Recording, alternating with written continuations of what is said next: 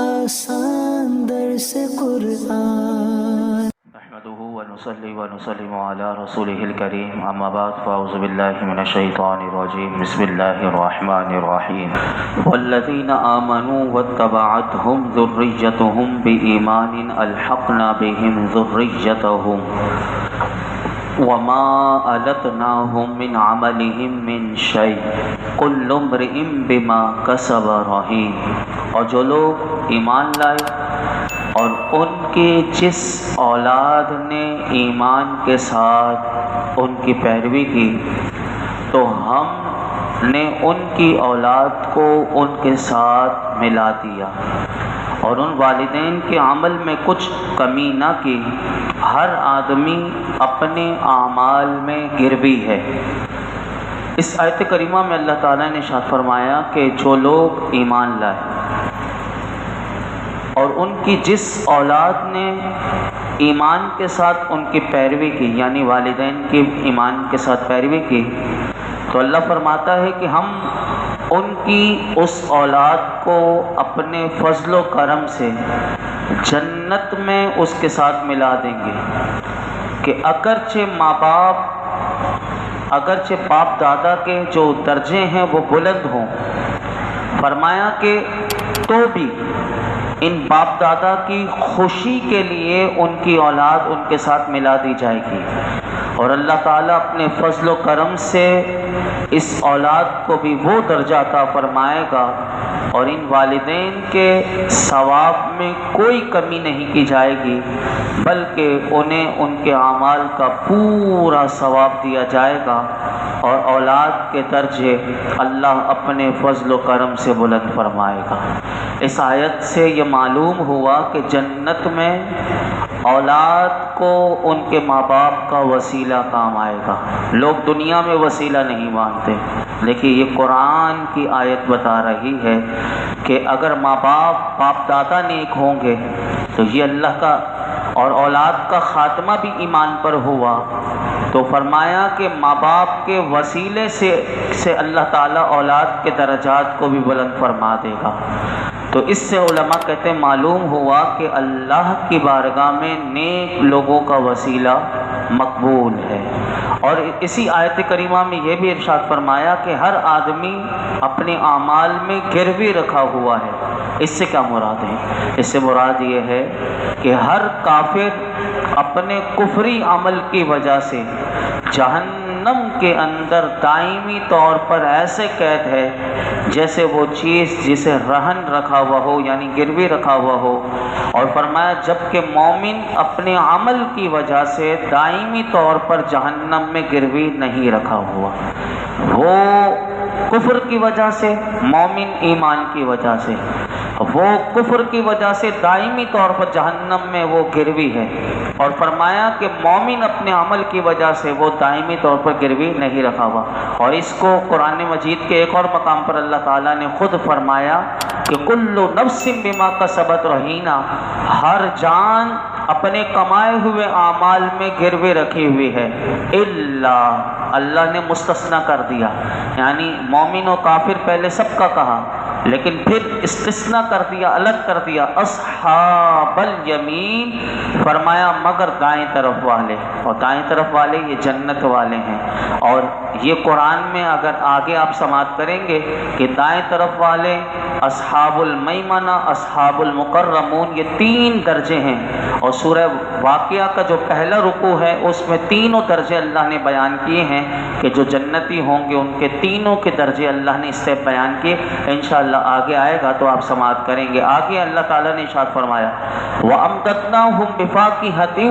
وَلَحْمٍ مِّمَّا يَشْتَهُونَ، اور پھلوں، میووں اور گوشت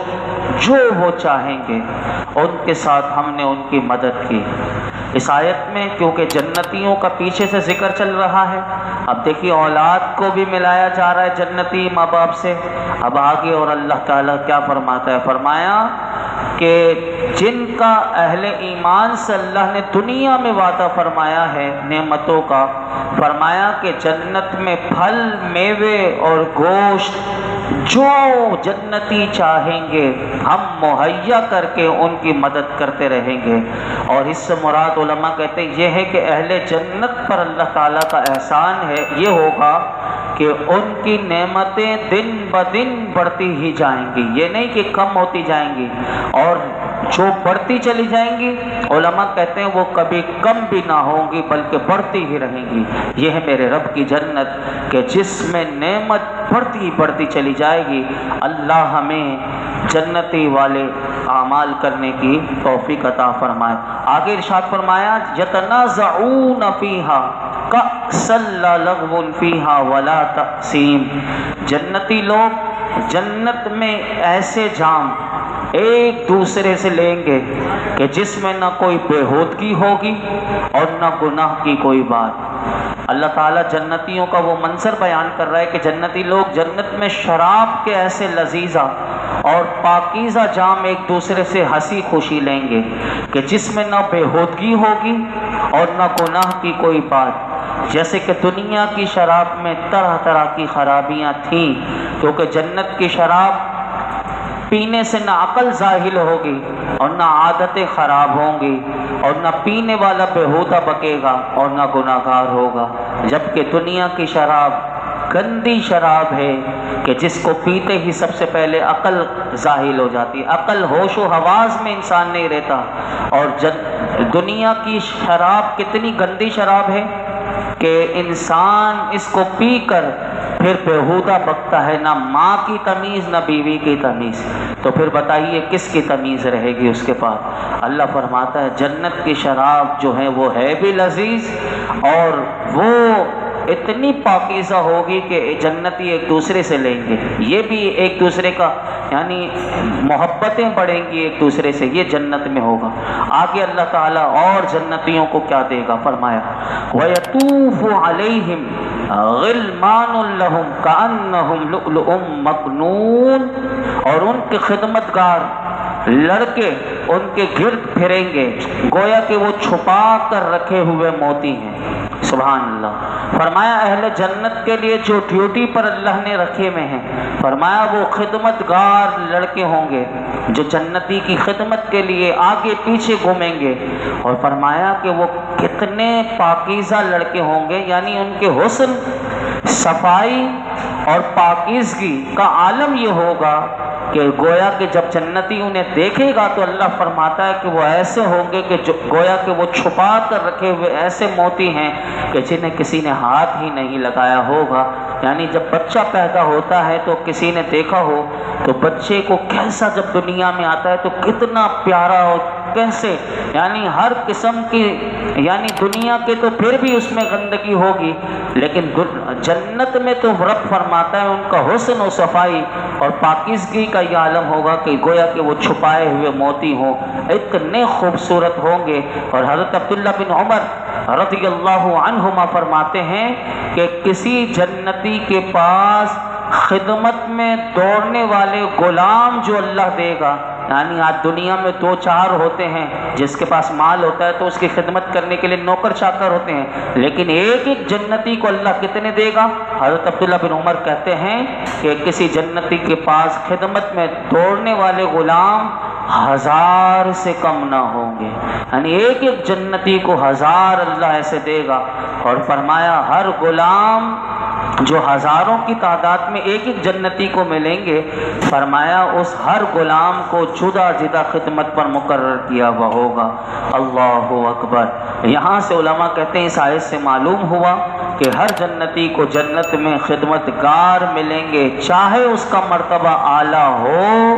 یا ادنا ہو، لیکن اللہ سب کو دے گا۔ یہ ہے میرے رب کی کرم نوازی۔ آگے سنیے کیا فرمایا وَأَقْبَلَ بَعْضُهُمْ عَلَى بَعْضٍ يَتَسَاءَلُونَ، اور آپس میں سوال کرتے ہوئے ایک دوسرے کی طرف متوجہ ہوں گے اور کہیں گے قالوا، کہیں گے اِنَّا كُنَّا قَبْلُ فِي أَهْلِنَا مُشْفِقِينَ، بے شک ہم اس سے پہلے اپنے گھر والوں میں ڈرنے والے تھے۔ فمن اللہ، تو اللہ نے ہم پر احسان فرمایا، فمن اللہ علینا، تو اللہ نے ہم پر احسان کیا، وَوَقَانَا عَذَابَ السَّمُومِ، اور ہمیں جہنم کی سخت گرم ہوا کے عذاب سے بچا لیا۔ اِنَّا كُنَّا مِن قَبْلُ نَدْعُوهُ إِنَّهُ هُوَ الْبَرُّ الرَّحِيمُ، بے شک ہم اس سے پہلے دنیا میں اللہ کی عبادت کرتے تھے، بے شک وہی احسان فرمانے والا مہربان ہے۔ ان 3 آیات کا مختصر خلاصہ بیان کر کے میں اپنی گفتگو سمیٹتا ہوں۔ اللہ تعالیٰ نے ان 3 آیات میں یہ ارشاد فرمایا کہ جنت میں جنتی، اب یہ تو سب جنت میں پہنچ گئے، اب ایک دوسرے سے پوچھیں گے دنیا کے معاملات کہ وہ دنیا میں کس حال میں تھے، کیا عمل کرتے تھے، اور کس بنا پر انہیں جنت میں اللہ نے ان نعمتوں سے اسے سرفراز کیا ہے، کامیاب کیا ہے۔ اب جنتی ایک دوسرے کو بتائیں گے، وہ بات رب بتاتا ہے۔ فرمایا یہ دریافت جو پوچھنا بھی ہوگا یہ اللہ کی نعمت کے اعتراف کے لیے ہوگا۔ چنانچہ وہ جنتی کہیں گے، بے شک ہم جنت میں داخل ہونے سے پہلے اپنے گھروں میں اللہ کے خوف سے اور اس اندیشے سے سہمے ہوئے رہتے تھے کہ نفس و شیطان ہمارے ایمان میں خلل کا باعث نہ ہو جائیں، اور نیکیوں کو روک لیے جانے نیکیوں کو روک لیے جانے اور بدیوں پر برائیوں پر گرفت کیے جانے کا ہمیں ہر وقت دنیا میں خطرہ لگا رہتا تھا، کہیں غلطی ہو گئی، کہیں اللہ کی پکڑ نہ ہو جائے، بس ڈرتے تھے دنیا میں، اور ایمان کی فکر اور نفس و شیطان کہیں ہمارا ایمان اچک نہ لے اور اس میں خلل نہ ڈال دے، ہم ڈرے رہتے تھے، سہمے ہوئے رہتے تھے، اور ایسا نہ ہو کہ ہم دنیا میں نیکیوں سے روک جائیں، اس لیے ہم اس کا اندیشہ ہوتا تھا۔ تو فرمایا دنیا میں ہم نے ایسی زندگی گزاری، اور پھر وہ کہیں گے اللہ نے ہم پر رحمت اور مغفرت فرما کر ہمیں جہنم کی سخت گرم ہوا کے عذاب سے بچا لیا۔ بے شک ہم دنیا میں اخلاص کے ساتھ صرف اللہ کی عبادت کرتے تھے، اور دنیا میں اسی سے جہنم کی پناہ مانگا کرتے تھے۔ بے شک وہی احسان فرمانے والا مہربان ہے کہ جب کوئی اس کی عبادت کرے تو وہ ایسا مہربان اور احسان فرمانے والا ہے کہ کوئی عبادت کرے تو اسے ثواب عطا کرے، جب کوئی بندہ دعا مانگے تو وہ اس کی دعا قبول کرے۔ اس آیت نمبر 27 کے تحت چند باتیں سن لیجئے کہ جہنم کی جس گرم ہوا کا ذکر ہوا اس کے بارے میں حضرت عائشہ صدیقہ رضی اللہ تعالی عنہما سے روایت ہے کہ رسول اللہ صلی اللہ علیہ وسلم نے ارشاد فرمایا، اگر اللہ تعالی دنیا والوں پر انگلی کے ایک پورے، یہ دیکھیے کتنا سا پورا ہوتا ہے انگلی کا، فرمایا کہ اگر اللہ تعالیٰ دنیا والوں پر انگلی کے ایک پورے کی مقدار گرم ہوا کے عذاب کو کھول دے تو فرمایا کہ زمین پر جتنی موجود چیزیں ہیں ساری جل جائیں اور راکھ ہو جائیں، یعنی صرف انگلی کے پورے کے برابر اگر اللہ وہ جہنم کے عذاب کی جو ہوا ہے وہ کھول دے تو دنیا میں کوئی نہ بچے۔ ہر مسلمان کو چاہیے کہ اللہ کی بارگاہ میں جہنم کی اس گرم ہوا سے پناہ طلب کرے۔ حضرت مسروق رضی اللہ تعالیٰ صحابی رسول ہیں کہ حضرت عائشہ صدیقہ رضی اللہ تعالیٰ ان سے مروی ہے کہ آپ فرماتے ہیں حضرت عائشہ صدیقہ رضی اللہ تعالیٰ انہوں نے ایک مرتبہ اس آیت فمن اللہ علینا ووقانا عذاب السموم کی تلاوت فرمائی، یعنی یہ جنتی تو آپس میں بتا رہے ہیں کہ ہم پر اللہ نے احسان کیا کہ ہمیں جہنم کی گرم ہوا کے عذاب سے بچا لیا۔ ہماری ماں نے جب یہ آیت کریمہ کی تلاوت کی تو حضرت مسروق رضی اللہ تعالیٰ عنہ کہتے ہیں آپ نے یہ دعا مانگی، یہ دعا اگر یاد ہو سکے تو یاد کر لیں۔ فرمایا اللہم مننا علینا وقنا عذاب السموم انک انت البر الرحیم، اے اللہ ہم پر احسان فرما اور ہمیں گرم ہوا کے عذاب سے بچا لے، بے شک تو ہی احسان فرمانے والا مہربان ہے۔ حضرت عباد بن حمزہ رضی اللہ تعالیٰ عنہ فرماتے ہیں کہ میں حضرت اسماء کی بارگاہ میں حاضر ہوا تو وہ اس آیت کی، اب دیکھیے پہلی آیت میں دیکھیے وہ بھی صدیق اکبر کی بیٹی ہیں، دوسری ہے وہ بھی صدیق اکبر کی بیٹی ہیں، وہ قرآن پڑھتی ہیں، وہ کہتے ہیں حضرت عباد بن حمزہ کہ جب آپ نے بھی یہ تلاوت کی فمن اللہ علینا ووقانا عذاب السموم، فرماتے ہیں یہ آیت تلاوت فرمانے کے بعد آپ رک گئی اور اللہ کی بارگاہ میں اس گرم ہوا کے عذاب سے پناہ مانگنے لگی، دعا کرنے لگی۔ کہتے ہیں میں اس دوران کسی کام سے بازار میں گیا، جب اپنا کام کر کے واپس لوٹا تو میں نے دیکھا کہ حضرت اسماء جو ہیں وہ اب تک اللہ سے اس گرم ہوا کے عذاب سے پناہ مانگ رہی تھی اور دعا کر رہی تھی۔ جو جنتیاں ہیں لیکن پھر بھی دیکھیے کہ کیسے اللہ کے عذاب سے خوف سے ڈرتی ہیں۔ علماء کہتے ہیں 3 باتیں معلوم ہوئی۔ نمبر 1، جنتیوں کو